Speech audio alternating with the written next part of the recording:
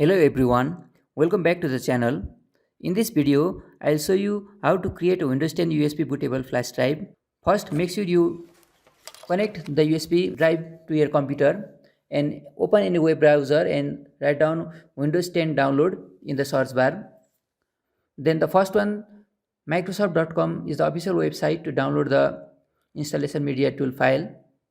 Now scroll down and click on the download link below the create Windows 10 installation media. Here the media creation tool file is downloaded. It will be available in the download folder. Now go to the download folder and double click on the media creation tool file. It will take some moment to begin the installation process.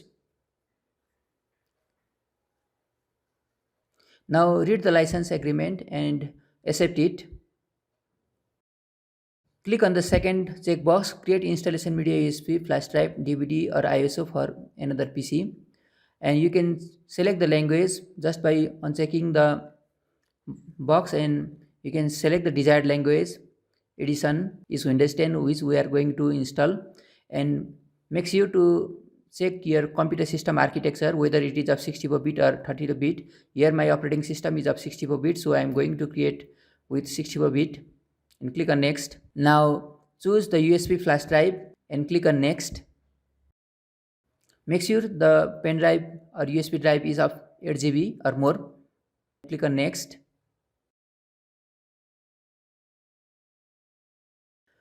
Now it will take about 25 to 30 minutes to complete the bootable USB flash drive creating process.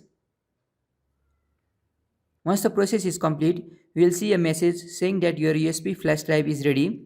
Click finish. Your Windows 10 USB bootable drive is now ready. Thanks for watching. Please do subscribe my channel and like the video. Thank you.